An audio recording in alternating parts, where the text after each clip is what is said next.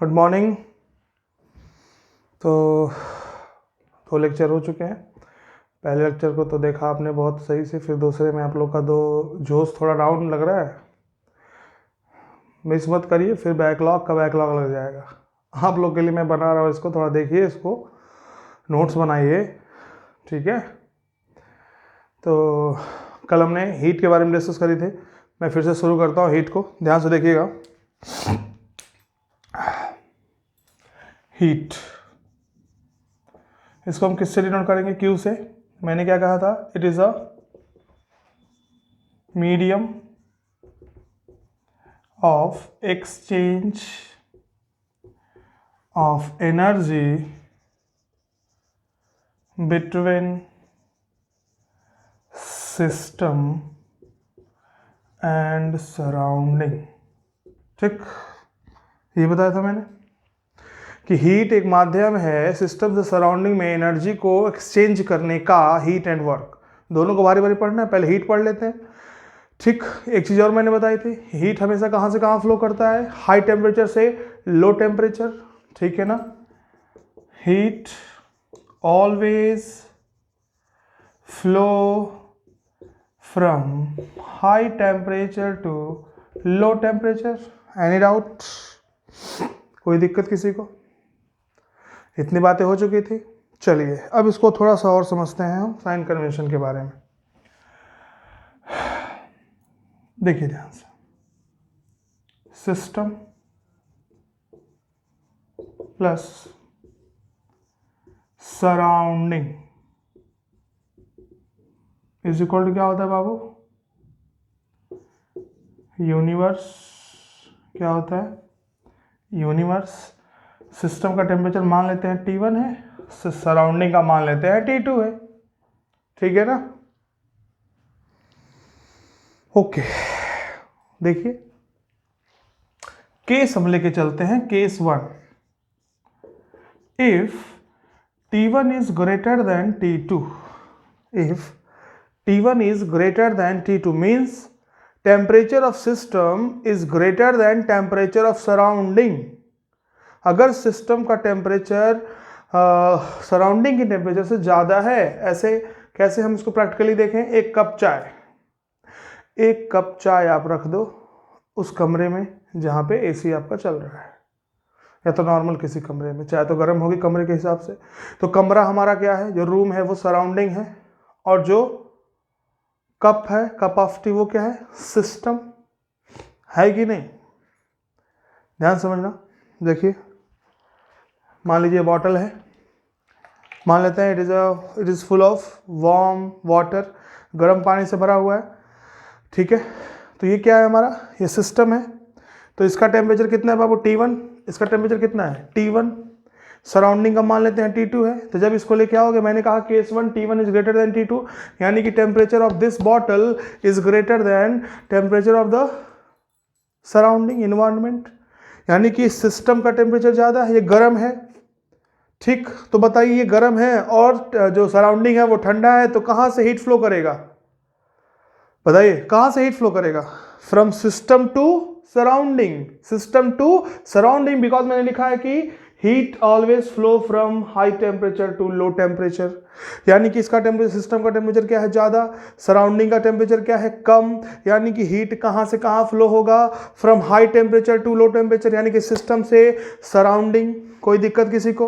तो सिस्टम से surrounding heat का फ्लो करता है जब टेम्परेचर सिस्टम का ज़्यादा हो, सराउंडिंग का कम हो। इससे हम बोलेंगे, दो चीज़ बोल सकते हैं। देखिए कितनी चीज़ें बोल सकते हैं इसको। Heat evolve by the system, यहां से हीट निकल रहा है, पहली बात। दूसरी, heat absorb by the surrounding, यहां से निकलेगा तो एब्जॉर्ब कौन कर रहा है? सराउंडिंग कर रही है। दो चीजें हो गई।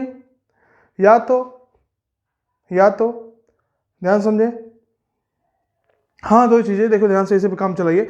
या तो ये कह सकते हैं कि सिस्टम हीट निकाल रहा है, या तो कह दो कि सिस्टम सराउंडिंग हीट को एब्जॉर्ब कर रहा है। तो heat absorb by the surrounding और heat evolve by the system. But हमें पूरे थर्मोडायनेमिक्स में सिस्टम पे फोकस करना है। बस किस पे फोकस करना है? सिस्टम पे। दिया तो पी भी लेते हैं। किस पे फोकस करना है आपको? सिस्टम पे। तो if the temperature of system is greater than surrounding, we can say that heat is, ज्यादा ग्रामर का ध्यान मत दें, heat evolved by system, released भी कह दो, हीट रिलीज्ड बाय सिस्टम, कोई दिक्कत। Heat absorb by the surrounding कह सकते हैं, लेकिन लिखने की जरूरत नहीं है क्योंकि हमको किस पे फोकस करना है बाबू, सिर्फ सिस्टम पे फोकस करना है। केस 2,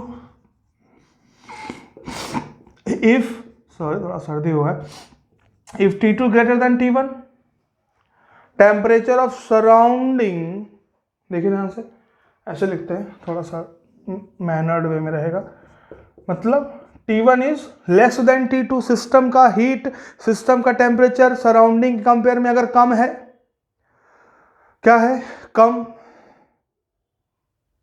हीट कहां से कहां फ्लो करेगी, from surrounding to system, high temperature, बस इतना याद रखना दिमाग में, high temperature to low temperature, यानी कि अब जो सिस्टम है वो गर्म होना शुरू हो जाएगा, क्या होना शुरू हो जाएगा, यानी कि सिस्टम एब्जॉर्ब करेगा हीट को, किसको एब्जॉर्ब करेगा, हीट को एब्जॉर्ब करेगा। क्या बोलेंगे, इफ सिस्टम का टेम्परेचर लेस देन सराउंडिंग का टेम्परेचर, हीट एब्जॉर्ब्ड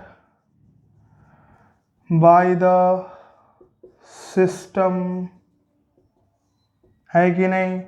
इसे और क्या बोल सकते हैं, हीट गिवन बाय सिस्टम, इसे क्या बोल सकते हैं, हीट गिवन टू सिस्टम। इस बात को ध्यान से रखेंगे, हमेशा क्वेश्चन में गलतियां होंगी। सब कह रहे थे सर न्यूमेरिकल्स नहीं करा रहे हैं, अभी न्यूमेरिकल्स आया ही कहाँ कोई फॉर्मूला पढ़ा आपने अभी, बस अभी तो इंट्रोडक्शन चल रहा है बाबू, न्यूमेरिकल्स इतना कराएंगे भाग जाओगे छोड़ के, ठीक है ना। नीट से लेकर IIT एडवांस तक का सारा न्यूमेरिकल्स यहीं पे करवाएंगे, एक एक टॉपिक के नीचे, आने तो दो ठीक है ना, वेट करो थोड़ा सा। ओके, तो case 3, if temperature T1 is equal to T2, यानी कि दोनों ही सिस्टम और सराउंडिंग दोनों का टेम्परेचर क्या है बाबू, इक्वल है। अब क्या होगा, no exchange of energy, no exchange of heat, no exchange of heat, because temperature equal है। अगर दीवार ये गर्म है, आप इसको टच करोगे तो आपको क्या महसूस होता है कि ये गर्म है, क्यों, क्योंकि हीट वहाँ से आपके हाथ में फ्लो होता है। जब ये दीवार ठंडी है, यानी कि इसका टेम्परेचर आपसे कम है, तो आप जब हाथ रखते हो तो आपके बॉडी से इसमें जाता है टेम्परेचर, इसलिए आपको ठंडा महसूस होता है। अगर ये दीवार का भी टेम्परेचर 27 डिग्री है, 37 डिग्री सेल्सियस, आपके बॉडी का भी 37, आप टच करोगे कुछ नहीं मालूम होगा, मीन्स ये लगेगा ऑब्जेक्ट है लेकिन कुछ आपको ठंडा ना गर्म। That is T1 is equal to T2, equilibrium कहते हैं, क्या बोलते हैं, इक्विलिब्रियम। कोई दिक्कत। अब यहाँ से हम क्या डिफाइन करेंगे, यहाँ से हम ये डिफाइन करने जा रहे हैं कि कब हम Q को पॉजिटिव लेंगे, कब Q को निगेटिव लेंगे। एक ऐसा एकदम टेक्निक बताऊंगा, कभी जिंदगी में कुछ भूलोगे नहीं। ध्यान से देखो, इसका स्क्रीनशॉट ले लो, फिर आगे बढ़ा जाए, पॉज करके। Done, okay.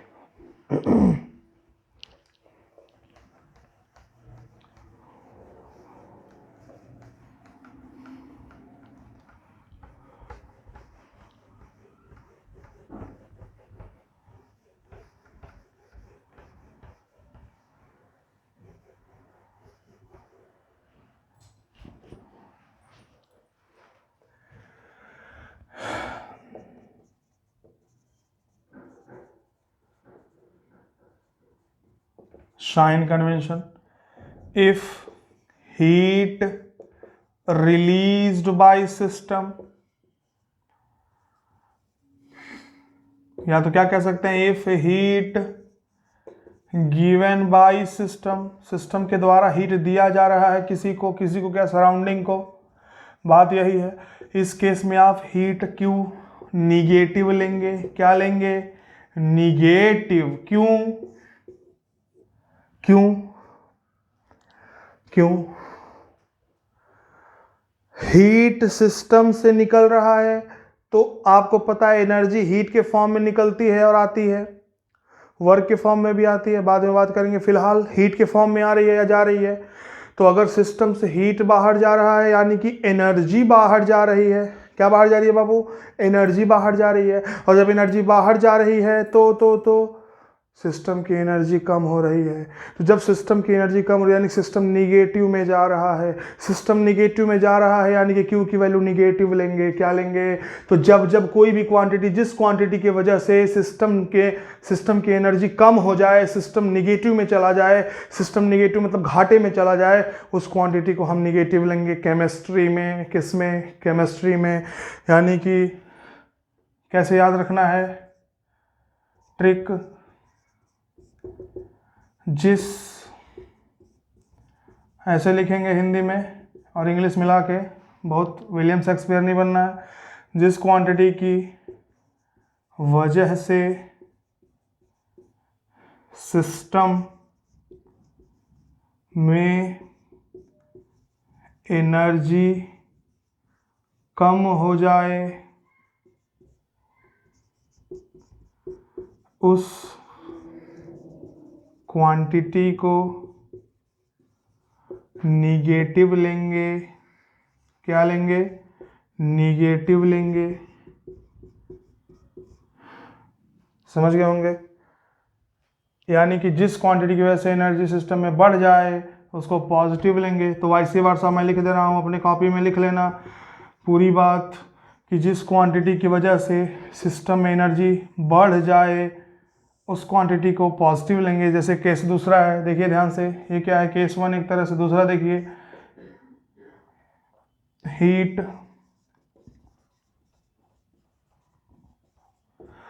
Absorb by system, या तो क्या कहें, हीट गिवन टू सिस्टम। इन दोनों केस में देखिए बात एक ही है ना। तो Q क्या लेंगे बाबू? पॉजिटिव लेंगे। क्या लेंगे? पॉजिटिव। क्यों? क्योंकि एनर्जी जब हीट दी जा रही है किसी भी सिस्टम को तो एनर्जी क्या होगी? बढ़ेगी। समझ गए? स्याही भर लूँ मैं? नोट कर लें इसको।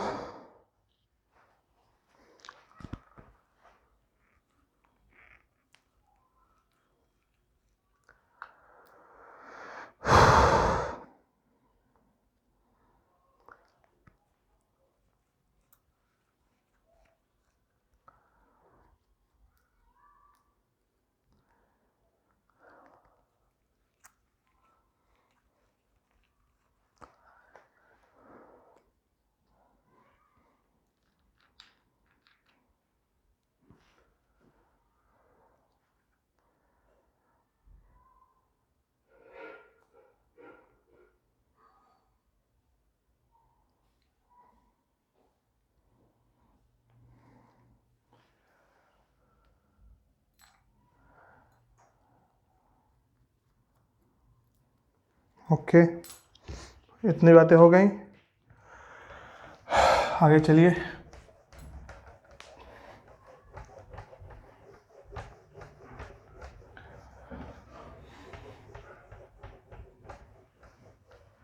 बात करते हैं work. Second most important quantity क्या होगी? वर्क। क्यों चल नहीं रहा भाई?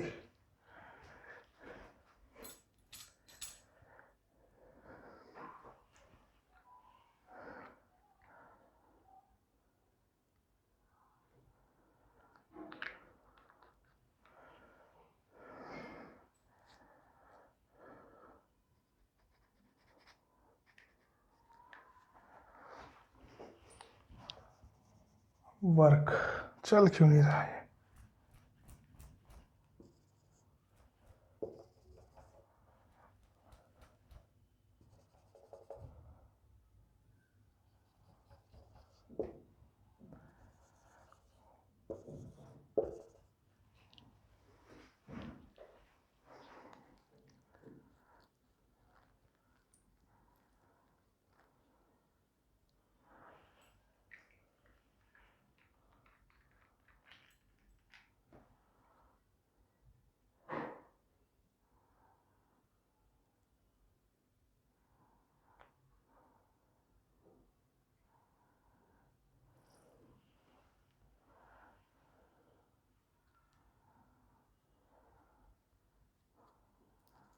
सॉरी, हाँ प्रॉब्लम आ गई, आदत नहीं है ना इसका।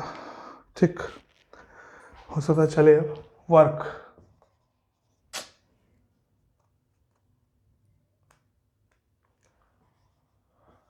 ओके वर्क में हम लोग क्या पढ़ रहे थे, थर्मोडायनेमिकल क्वांटिटी पहला पढ़ चुके, हीट अब पढ़ रहे हैं वर्क, ठीक है ना, ध्यान देंगे इस पे। तो क्या लिखेंगे, वर्क इज अ मोड या medium of energy transfer between या energy exchange between system and surrounding, system and surrounding. ध्यान से देखें इस बात को। वर्क ये भी एक क्या है, एक मीडियम, एक मोड है, समझिए। हम लोग क्या पढ़ रहे हैं, थोड़ा सा डिस्टर्बेंस आ गया था 1 मिनट के लिए, उसको इग्नोर करिए। एक्चुअल में मार्कर वगैरह टेक्निकल चीज़ें हैं, ये स्याही पास नहीं कर रही थी, यहाँ पे कुछ जाम हो गया था सॉरी। अब देखिए हम लोग पढ़ चुके हैं हीट, अब क्या पढ़ने जा रहे हैं, वर्क, ठीक है। अब वर्क देखिए क्या होता है, आपने पढ़ा होगा फिजिक्स में, वहीं से फॉर्मूला रिलेट करेंगे यहाँ पे। पहले ध्यान सुनिए, वर्क, यहाँ पे हम पीवी वर्क के बारे में बात करेंगे, प्रेशर वॉल्यूम, ऐसा वर्क जिसमें प्रेशर और वॉल्यूम इन्वॉल्व होगा। ध्यान समझें इस बात को। वर्क यहां पे 2 टाइप की बात करेंगे हम लोग। पहला होगा बाबू पीवी वर्क, और दूसरा क्या होगा, नॉन पीवी वर्क। ये क्या होता है, इसके बारे में तो हम डिटेल में बात करें। नॉन पीवी वर्क क्या होता है, ऐसा मतलब जैसे प्रेशर वॉल्यूम इन्वॉल्व नहीं, जैसे मान लो इलेक्ट्रिकल वर्क, मैग्नेटिक वर्क, समझ रहे हैं ना, जो आप 12th में सारा ये सब पढ़ेंगे, ये सब क्या है, नॉन पीवी वर्क। मतलब यहाँ पे प्रेशर वॉल्यूम इन्वॉल्व नहीं है, यहाँ पे हमें पिस्टन लेके प्रेशर वॉल्यूम सिस्टम गैस ये सब नहीं देखना है, हमें अब बात करनी है पीवी वर्क की। अब देखिए कैसे इसको हम वर्क का एक जनरलाइज फार्मूला वर्क कैसे निकालें, एक पिस्टन और एक सिलेंडर पिस्टन सिस्टम के लिए नॉर्मल फार्मूला एकदम, देखिए ध्यान से। ये एक मान लो सिलेंडर है, ध्यान से देखें, पिस्टन लगा हुआ है, इस पे क्या लगा हुआ है, पिस्टन, पूरा इसमें कुछ मटेरियल भरा हुआ है, जो भी हो, गैस या लिक्विड। मान लो वॉल्यूम कितना है बाबू, V है, कितना वॉल्यूम है, पहले V है, प्रेशर कितना लग रहा होगा, P, इस प्रेशर है तो फोर्स भी लग रहा होगा, क्योंकि ये कुछ एरिया होगा इसका, A मान लेते हैं। मान लो ये इसका लेंथ कितना है, L, नीचे से पूरा ऊपर तक जहाँ पिस्टन है उसका पूरा लेंथ कितना कवर कर रहा है, L कवर कर रहा है। अब ध्यान से देखो,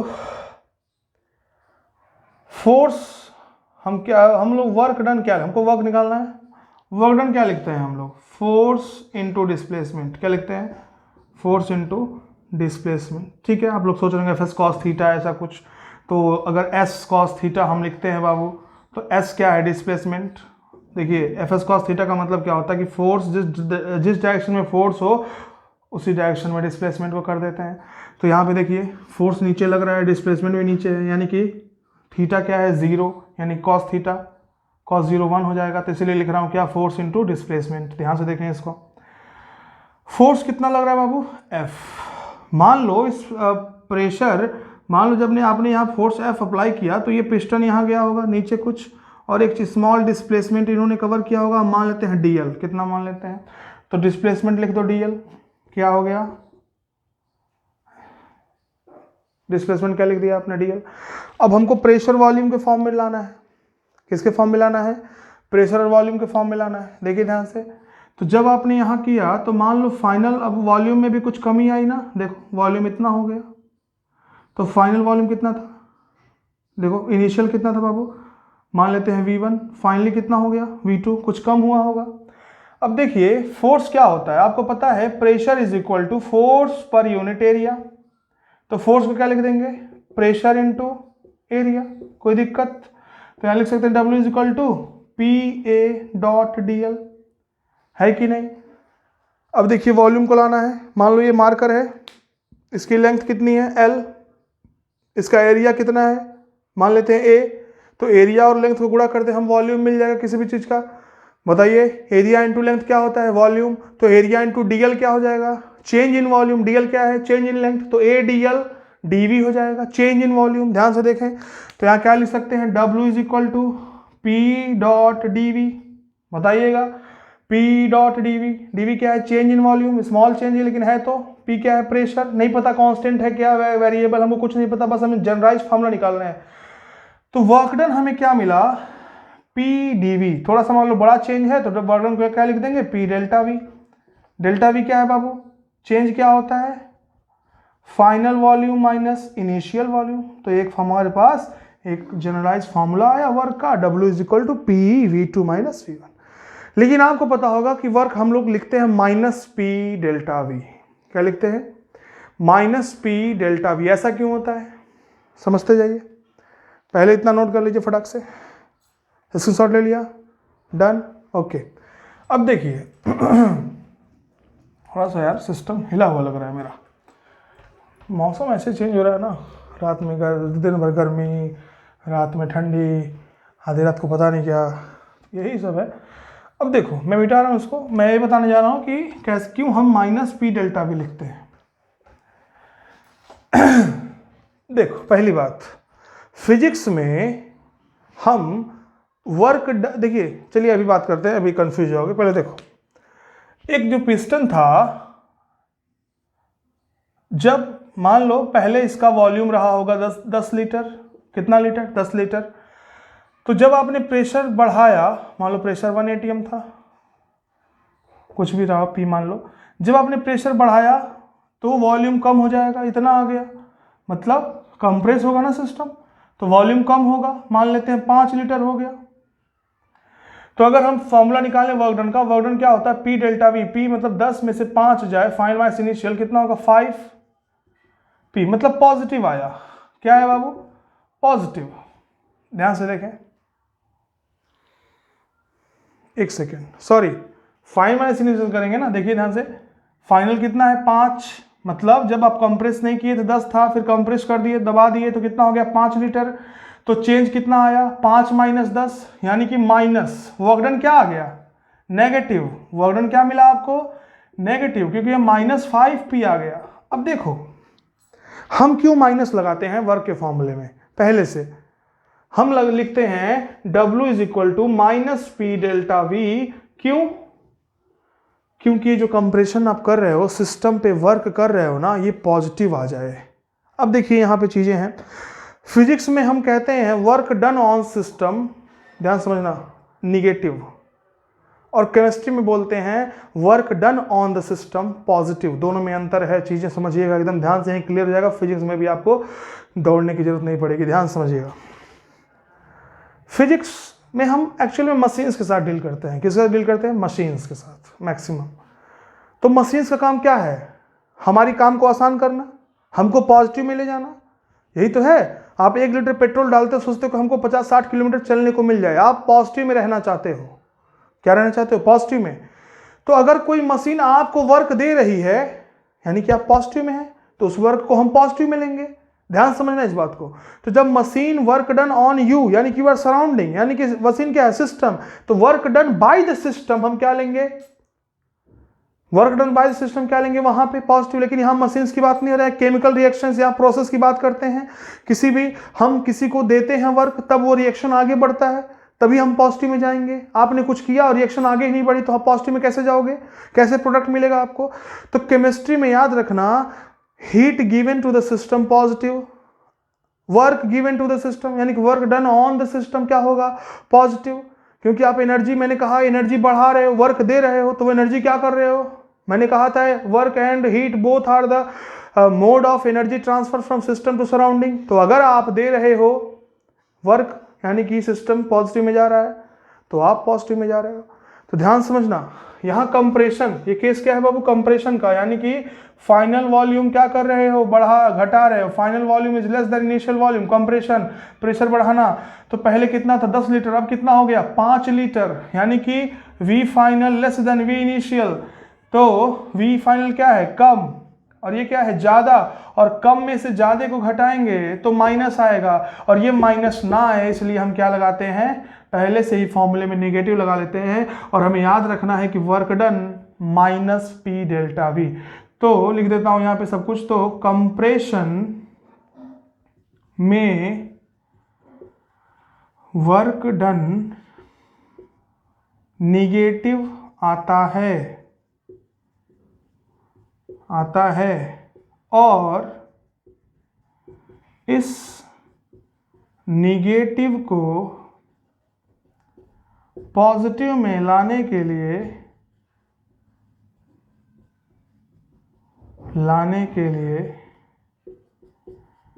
हम पहले से ही निगेटिव लगा देंगे। तो हमारे पास वर्क डन का फॉर्मूला इकलौता आ गया माइनस पी डेल्टा वी। याद रखेंगे हमेशा, पी डी वी को भूल जाएंगे, पी डेल्टा वी को भूल जाएंगे। क्यों हुआ ऐसा समझा दिया मैंने।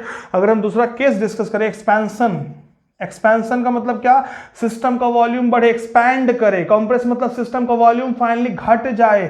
तो एक्सपेंशन मतलब V final greater than V initial. ये है आपका एक कोई भी कंटेनर, यहाँ पे लगा है पिस्टन, देखो क्या लगा हुआ है, पिस्टन। मान लो पहले पिस्टन यहाँ था, वॉल्यूम कितना था, मान लेते हैं कुछ भी रहा हो, 5 लीटर, कितना था 5 लीटर। आपने प्रेशर यहाँ से कम किया तो वॉल्यूम क्या हो गया, बढ़ गया। अब कितना हो गया वॉल्यूम, फाइनल वॉल्यूम 10 लीटर। कितना लीटर, 10 लीटर। अब वर्क डन निकालोगे अगर तो क्या आएगा, P delta V, W is equal to P V2 minus V1, मतलब 10 में से 5 जाए तो वर्क डन आपको मिला 5P यानी कि पॉजिटिव। लेकिन आपको पता है कि वर्क डन यहाँ पे अगर यहाँ से कुछ हीट निकल रहा होगा, कुछ एनर्जी बाहर जा रही है, तब ये एक्सपैंड कर रहा है। अगर आप एनर्जी देते तो वो कंप्रेस होता। तो अगर यहाँ से एनर्जी निकल रही है तो सिस्टम घाटे में जा रहा है, तो निगेटिव होना चाहिए। तो वर्क डन एक्सपेंशन में निगेटिव मिले, इसीलिए हम पहले से क्या लगा देते हैं, माइनस। अब मान लो दूसरा केस इसी को डिस्कस करते हैं। अगर माइनस लगा करते माइनस पी डेल्टा वी, तो ये क्या मिलता, माइनस पी। वी कितना लिखते, 10 माइनस 5, 10 में से 5 जब 5P, तो माइनस 5P। ये सही है और ये क्या है गलत, तो माइनस 5P। तो देखिए, कंप्रेशन कहीं पे बोले तो वर्क डन पॉजिटिव, कहीं पे एक्सपेंशन बोले तो वर्क डन निगेटिव। और याद रखना हमेशा वर्क डन का formula minus P delta we, minus P delta we. कोई दिक्कत। अब समराइज करते हैं चीजों को।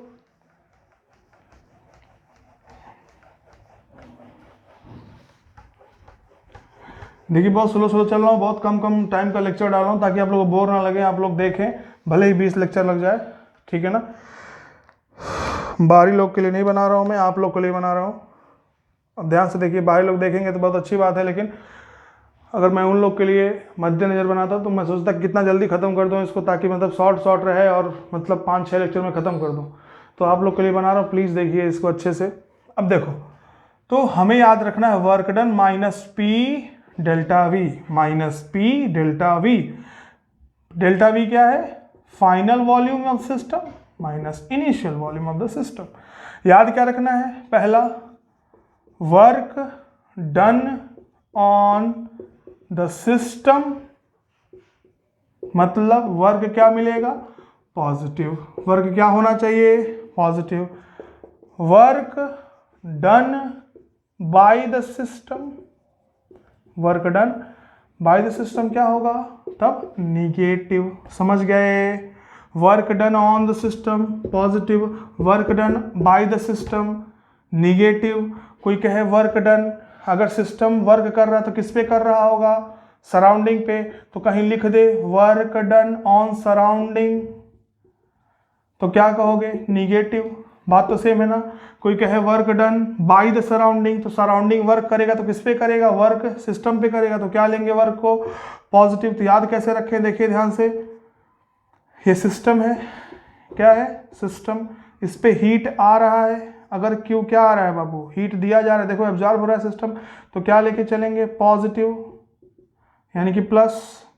अगर work done on the system यानी कि वर्क डन यहाँ कर रहे हो तो ये भी क्या होगा, पॉजिटिव, क्योंकि वर्क किसको दिया जा रहा है, सिस्टम को।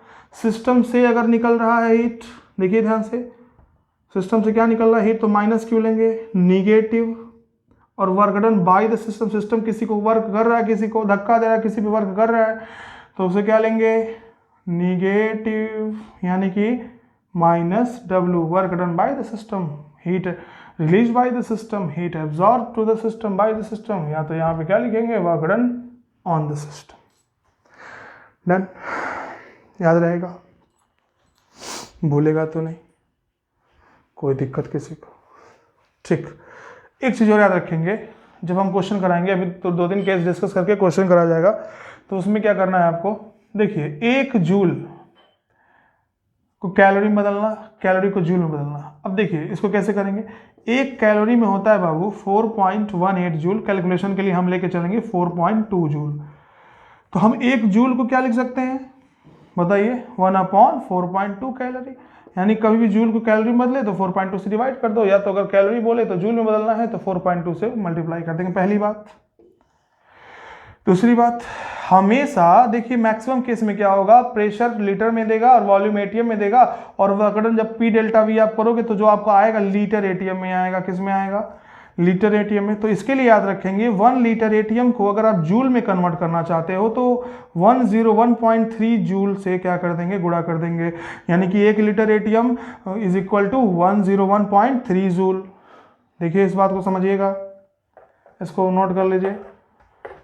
अब देखो, मतलब कि आपने आंसर निकाला, आया 2 लीटर एटीएम, और आंसर दिया हुआ कुछ और, एकदम भौचक्के से देख रहे हो, अरे अब क्या करें, इतना सही तो हम किए थे, लेकिन ये लीटर एटीएम में है, आंसर जूल में या किलो जूल में दिया है, तो जूल में दिया हुआ है तो 2 × 101.3 कर लेंगे, अब आंसर आ जाएगा आपका, किस में आएगा, जूल में। ये हो गई क्या, दूसरी बात। ये क्या है, पहली बात। ये क्या है बाबू, दूसरी बात। अब आएगी तीसरी बात, ध्यान से देखें, तीसरी बात, 1 litre atm is equal to 0.1 kilo joule. आपने आंसर करा, आ गया 100 लीटर एटीएम, आप खुश हो गए, पहला ऑप्शन दे दिया 100 किलो जूल, मार दिया, खत्म कहानी, गधा नहीं तो। क्या आंसर आया है, 100 लीटर एटीएम, और पहला ऑप्शन दिया 100 किलो जूल, मार के निकल लिए, कूदते हुए आ रहे हो, क्या रे सर बहुत अच्छा हुआ है, खत्म कहानी। लेकिन मैंने कहा 1 लीटर एटीएम में 0.1 किलो जूल, तो 100 लीटर एटीएम में गुणा कर देंगे 0.1 से, यानी कि 10 kilo joule will be the correct answer, जो दूसरा ऑप्शन था, लेकिन आपने केयर ही नहीं करा, आपका 100 आया था, मदहोश होकर 100 पे टिक कर दिया, गलत हो गया, खत्म कहानी। ओके, चलिए इसको स्क्रीनशॉट ले लें, इसको लिख लें अच्छे से, फिर अगला हम लोग डिस्कस किया जाए।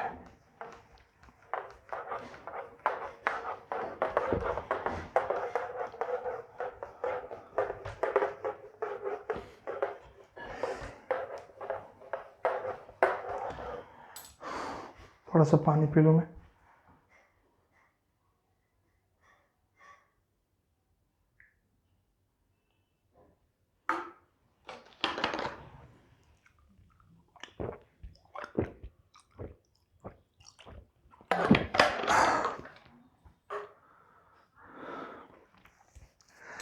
ओके,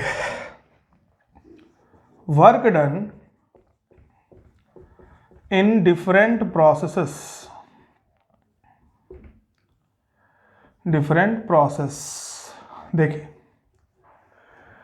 पहला आइसोथर्मल, तबीयत सही है नहीं, आइसोथर्मल प्रोसेस, अभी तुरंत क्लास भी जाना है इसके बाद, आप भी लोग के क्लास में आ रहे हैं, टेंशन मत लीजिए, 12:30 से 2, ठीक है।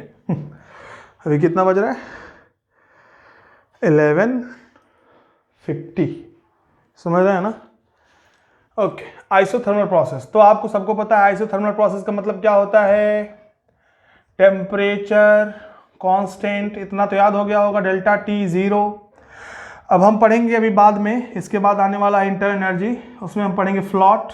फर्स्ट लॉ ऑफ थर्मोडायनेमिक्स वो कहता है कि डेल्टा ई जो होता है बाबू Q + W होता है, जो मैंने आपको कब से रटाया जा रहा है कि कोई भी एनर्जी हो वो 2 फॉर्म में चेंज होती है, एक ट्रांसफर होती है, एक हीट और एक वर्क।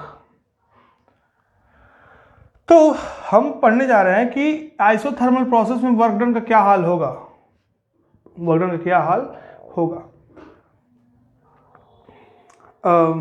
कि फ्लॉट पढ़ा के पढ़ा है। चलो फ्लॉट पढ़ा देते हैं उसके बाद। तो सबसे पहले हम डिस्कस कर लेते हैं वॉर्डन का फ्लॉट पढ़ने से पहले। पहला, work done in irreversible process. Irreversible process, देखिए ठीक ऐसे मैनर्ड में रहेगा तो आप लोग को थोड़ा सा सही रहेगा, कंफ्यूजन नहीं होगा। देखिए वर्क डन इन इररिवर्सिबल, आपको पता है बाबू वर्क डन इररिवर्सिबल प्रोसेस में क्या कांस्टेंट होता था? प्रेशर होता था कि नहीं? अगर हम पीवी का डायग्राम बनाएं तो प्रेशर कांस्टेंट अगर है तो ऐसे कुछ मिलता था आपको। ये एरो इधर दिखा रहा है यानी कि सिस्टम का वॉल्यूम बढ़ रहा है। सिस्टम का वॉल्यूम क्या हो रहा है? बढ़ रहा है। और अगर final volume is greater then initial volume यानी कि क्या होता था बताइएगा? एक्सपेंशन। पीछे जाइए, एक पन्ना पलटिए, देखिए जब फाइनल वॉल्यूम बढ़ जाता था एक्सपेंशन, तो एरो अगर इधर लिखा हो तो हम लिखेंगे क्या? एक्सपेंशन। अगर ऐसा होता तो क्या लिखते? कंप्रेशन। फिलहाल कोई भी एक लिखो, हमें फॉर्मूला डिराइव करना है बस। तो देखिए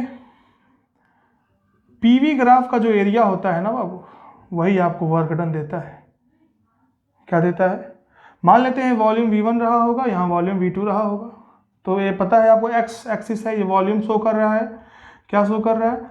वॉल्यूम। तो अगर इधर से ओरिजिन से राइट की तरफ जाएंगे प्लस पॉजिटिव एक्स एक्सिस, तो क्या होगा? वॉल्यूम की वैल्यू बढ़ेगी। इधर ऊपर जाएंगे तो प्रेशर बढ़ेगा, है कि नहीं? मान लेते हैं यहाँ प्रेशर कुछ P एक्सटर्नल रहा होगा, यहाँ वॉल्यूम V, वॉल्यूम 2, तो आपको दिख रहा है साफ साफ कि वॉल्यूम क्या हो रहा है? बढ़ रहा है। तो प्रेशर कांस्टेंट, तो हमारे पास वर्क डन का क्या होता है? Formula minus P delta V। तो हम यहाँ लिख देंगे P एक्सटर्नल यानी कि एक्सटर्नल प्रेशर, इंटरनल प्रेशर हम डील यहाँ नहीं करेंगे। P डेल्टा V, जहाँ पे P क्या है बाबू? कांस्टेंट। यानी कि क्वेश्चन कैसे आएगा? अभी क्वेश्चन हम लोग कराएंगे जब सारा वर्क डन का फॉर्मूला एक साथ हो जाएगा। तो क्वेश्चन देगा कि एक सिस्टम है जो 10 लीटर था, 10 से 20 हो गया, और 10 से 20 होने के लिए और प्रेशर कितना था? 2 atm कांस्टेंट प्रेशर। तो हम क्या करेंगे? P की वैल्यू 2 रखेंगे, फाइनल वॉल्यूम कितना? 20 माइनस इनिशियल कितना था? 10। आंसर आ जाएगा। जो भी है एक्सपेंशन होगा तो निगेटिव में आंसर आएगा, और अगर कंप्रेशन होगा तो पॉजिटिव में आंसर आएगा। फॉर्मूला वही रखना है। ये नहीं कि एक्सपेंशन के पॉजिटिव लाना है तो हम क्या करें सर माइनस को पॉजिटिव, नहीं, कुछ नहीं, हमको कुछ नहीं सोचना है एक्सपेंशन कंप्रेशन, हमको बस इतना सोचना है कि वर्क डन का फॉर्मूला रखना है माइनस P डेल्टा V, वो अपने आप आ जाएगा। कंप्रेशन होगा तो पॉजिटिव आ जाएगा, एक्सपेंशन होगा तो माइनस आ जाएगा। आपको कुछ करने की जरूरत नहीं, आपको बस ये फॉर्मूला रखना है, ठीक है। तो पहला मिल गया आपको work done in irreversible process. दूसरा, work done in reversible isothermal process. ध्यान से देखें क्या बोला है? Reversible isothermal process. रिवर्सिबल बोला तो प्रेशर क्या ले लेना? वेरिएबल, कांस्टेंट नहीं। आइसोथर्मल बोला तो टेम्परेचर क्या लेना? कांस्टेंट। ऐसे चीज़ों को देखिए, हमेशा चीज़ों को इस तरह से पिक करिए, ठीक है ना। रिवर्सिबल आइसोथर्मल प्रोसेस करते हैं। देखिए आपके पास क्या है? वर्क डन का फॉर्मूला जनरलाइज फॉर्मूला है माइनस P dV, यही फॉर्मूला है। यहाँ पे प्रेशर कांस्टेंट नहीं है, वेरिएबल है। अब dV भी चेंज हो रहा है तो वेरिएबल, हम क्या करेंगे? इसका इंटीग्रेशन करेंगे तो हमको क्या मिल जाएगा? वर्क डन मिल जाएगा। ध्यान से देखें कैसे करना है, क्या करना है। देखिए ये W is equal to minus P dV हमारे पास फॉर्मूला, जनरलाइज फॉर्मूला, थोड़ा सा चेंज के लिए। यहाँ पे क्या कंडीशन बोल रहा है? Reversible isothermal. Reversible isothermal, reversible मतलब प्रेशर वेरिएबल। मैंने बताया था रिवर्सिबल प्रोसेस क्या होता है, इररिवर्सिबल प्रोसेस क्या होता है। तो यहाँ इररिवर्सिबल है, इररिवर्सिबल अगर बोला तो प्रेशर ले लिया कांस्टेंट हमने, तो हमारा फॉर्मूला आ गया W is equal to minus P delta V। यहाँ पे क्या हमारे पास फॉर्मूला आएगा? देख लेते हैं, W is equal to minus P dV। यहाँ पे हमको अगर इंटीग्रेशन करना है तो दोनों टर्म को सेम करना पड़ेगा, P की जगह V लाना पड़ेगा किसी तरह से। और हमारे पास पता है टेम्परेचर अगर कांस्टेंट है तो PV is equal to nRT। PV is equal to nRT, ये हमेशा, ये ऑलरेडी कांस्टेंट, ये कांस्टेंट है, यूनिवर्सल कांस्टेंट, टेम्परेचर कांस्टेंट बोल दिया है।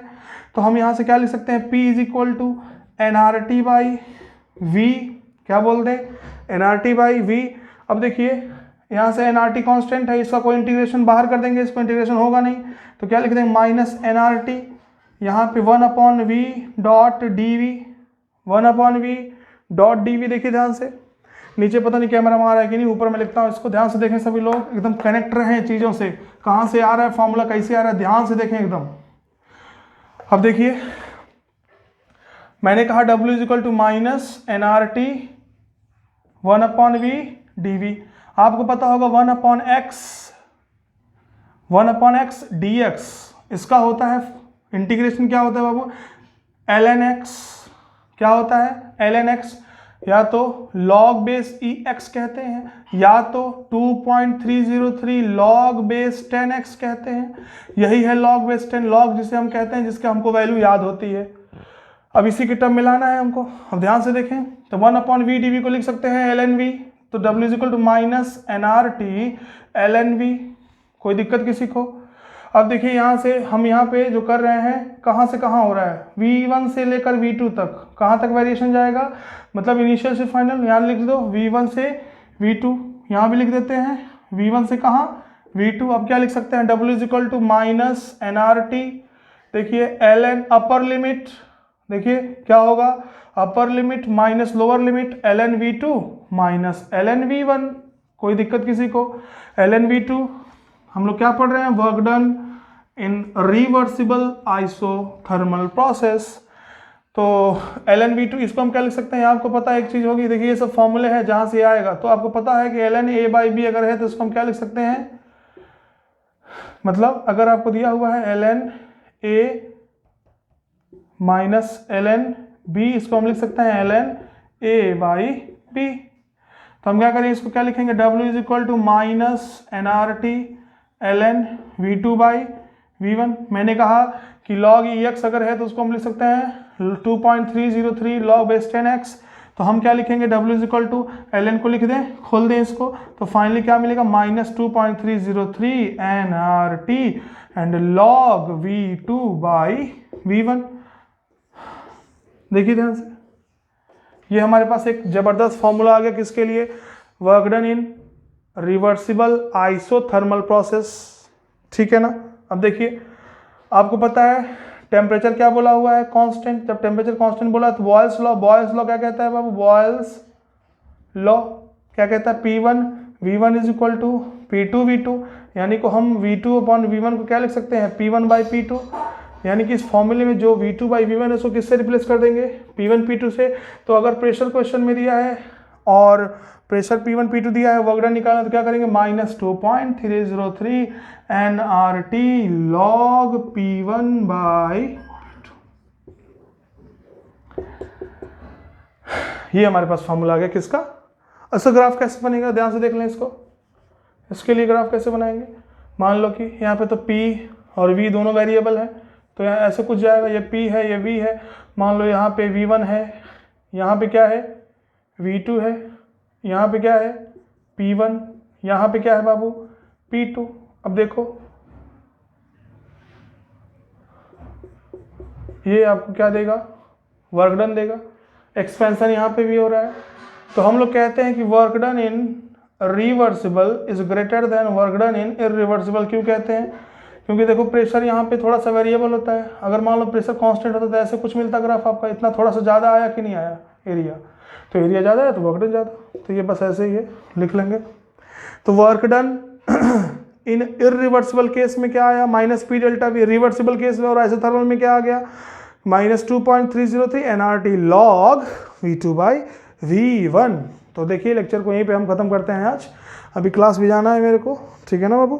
तो छोटा ही लेक्चर है, प्लीज़ सभी लोग कम से कम यार कम से कम 500 व्यू तो आना चाहिए यार, उतना तो आना चाहिए, यानी कि सब देख नहीं रहे हो, 2-3 लेक्चर और देखेंगे, अगर नहीं देखोगे तो फिर मैं बनाना बंद कर दूंगा इसको, ठीक है ना। वो बहुत क्लास रहती है दिन भर, उसके बाद मैं समय निकाल के बना रहा हूँ और आप देखोगे भी नहीं तो फ़ायदा क्या है, फिर नहीं बनाऊँगा और फिर आओगे सर की पढ़ा दीजिए, फिर मैं पढ़ाऊँगा भी नहीं, ठीक है ना बाबू। तो प्लीज़ देखिए इसको, अपने अच्छे अच्छे कमेंट्स जो भी हैं, अच्छा लग रहा है तो भी, कुछ दिक्कत है वो भी पूछिए, ठीक है ना, और उसको लाइक करिए ताकि पता चले कि हाँ आप इसको पसंद कर रहे हो, ठीक है ना। थैंक यू सो मच, फिर मिलते हैं नेक्स्ट लेक्चर में, थैंक यू।